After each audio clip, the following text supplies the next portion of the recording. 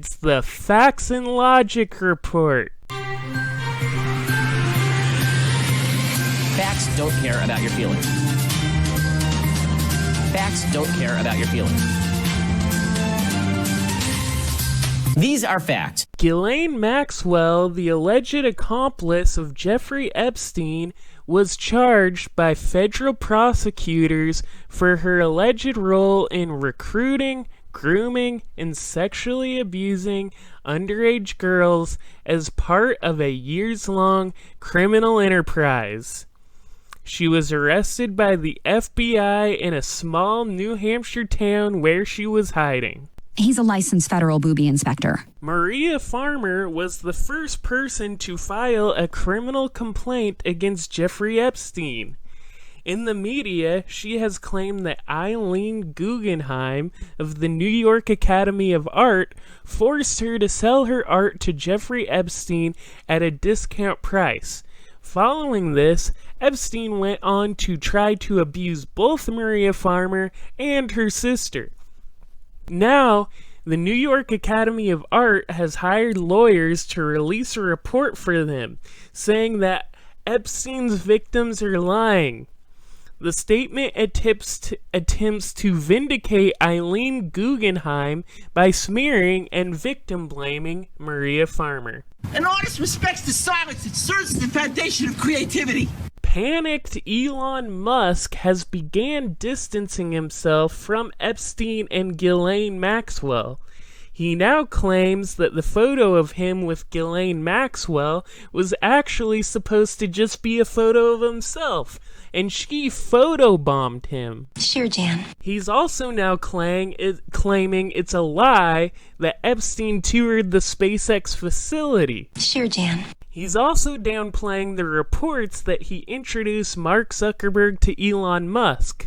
He visited Epstein's Manhattan mansion at least once, but now he claims he was only there for a half hour with his wife so she could research a novel she was writing. Sure, Jan. Elon Musk has denied that he meant to call a British cave diver a pedophile when he dubbed the guy Pedo Guy on social media. Germany's defense minister has announced that they would partially disband their most elite military special forces group called Kommando Spezialkräfte. They are disbanding it because one of the 4 companies within the group is overrun with far-right extremists. The defense minister blamed, quote, toxic leadership who, quote, developed and promoted extremist tendencies.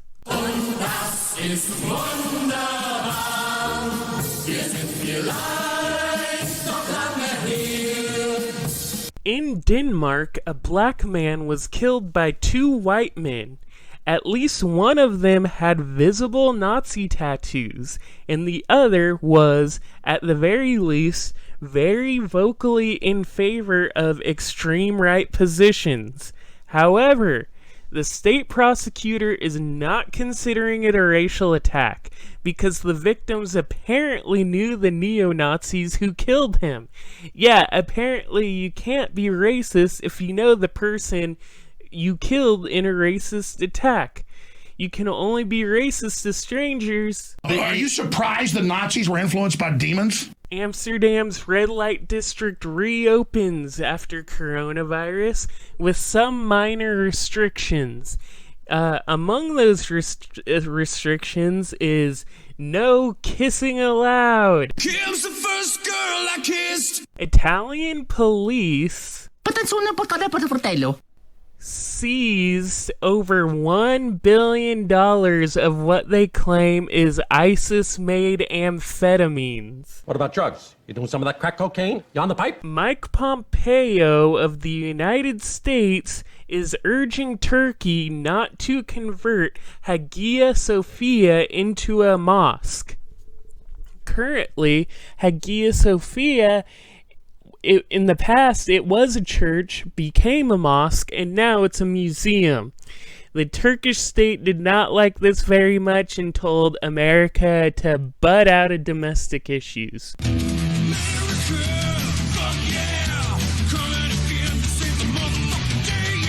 Gilgit-Baltistan is a region of Kashmir administered by Pakistan. Currently, there's been conflict between India and Pakistan over Muslim-majority but India-administered Jammu and Kashmir. So Gilgit-Baltistan is administered by Pakistan. Jammu and Kashmir is administered by India. However, both countries claim both regions as their own. As Pakistan continues to plan an election in Gilgit-Baltistan next month, India is trying to ratchet up tension by demanding the election be cancelled and the region be given to India. Go on, leave! Get out! Meanwhile, India's Hindu nationalist president, Modi, has been highlighting the history of Buddhism in India to get majority Buddhist countries more sympathetic to India and consequently increase tension with India's rival, China. Kumbaya, my lord, kumbaya. The RCMP in Canada, otherwise known as Mounties, charged the Canadian Armed Forces reservist Corey Huron with a slew of firearm charges for allegedly ramming his truck through the gates at Rideau Hall, which is where Justin Trudeau lives in Ottawa. He was charged with 4 counts of careless use of a firearm, 4 counts of illegal transporting of a firearm, 4 counts of possession of a weapon for a dangerous reason, 1 count of possession of a prohibited devices, 4 counts of possession of a restricted firearm with ammunition, and 1 count of uttering threats. Most alarming, however, is this armed military man posted QAnon content on social media. The day before, he rammed the gates with guns in his car. An anti-Trudeau rally took place in Ottawa. While the rally was about a variety of subjects, including pushing back on COVID-19 safety measures, many of the attendees were QAnon conspiracy theorists. It's not clear if he was at the rally or if he was connected, but it's certainly a big coincidence. Because if there's a Canadian, there has to be a Tim's. I talk about Peter Thiel a lot on the show. He's a scumbag. The main reason I talk about him is Palantir, which may be his biggest company, but he has more. This story coming from Bloomberg. Anduril Industries Incorporated, a Southern California startup that builds technology for military agencies and border surveillance, said it raised a new funding round, nearly doubling the company's valuation of $1.9 billion. It says Silicon Valley money has rapidly propelled the 3-year-old company, blah, blah, blah. Anduril builds surveillance towers and drones, along with software to automatically monitor areas like international borders and the perimeter of military bases.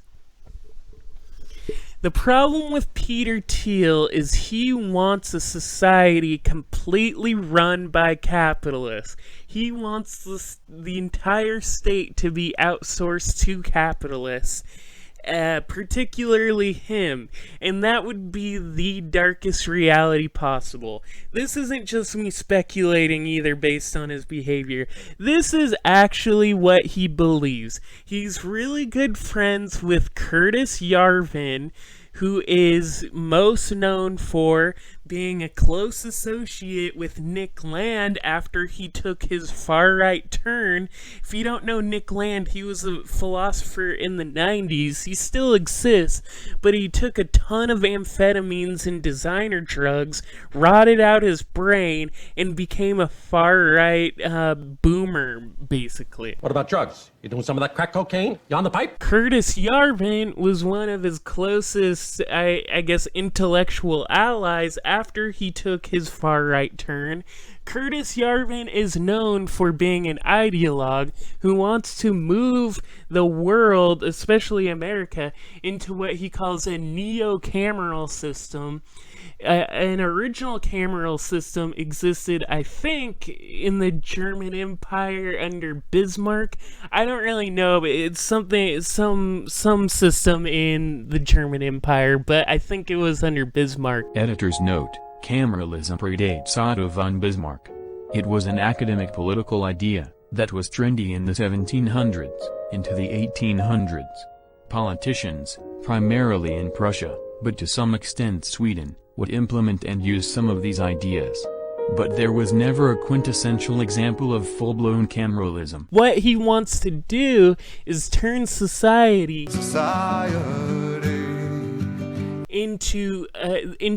into a giant corporation. The government would be the leaders of the corporation, and we don't get to vote. The shareholders might vote, but the country would operate exactly like a giant corporation. And that's kind of even a charitable definition, because there is a lot of, as you would imagine from far-right thinking, ethno-nationalist elements to it, racist elements. Shocker, right? Well, Peter Thiel is very publicly friends with Curtis Yarvin.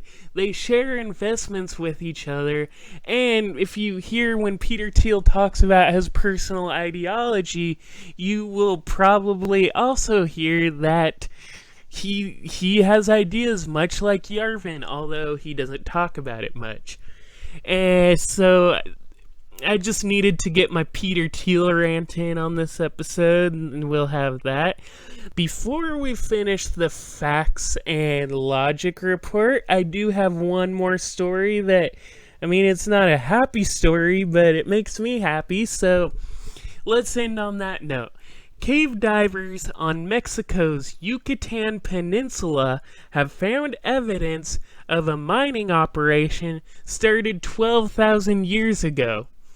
It is thought that Mayas mined the cave for red ochre, a pigment associated with ancient painting. But I see miracles in every way, and I see miracles every day. If you listen, I don't think it was my last episode, maybe the episode I did where I talked about the Mormon archaeologist who was trying to turn Mayan temples and ruins into a Disneyland.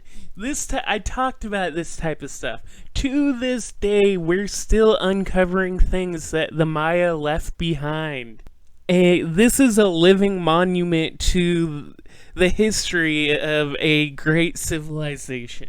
And I suppose that is the end of the facts and logic report. Facts don't care about your feelings. Facts don't care about your feelings.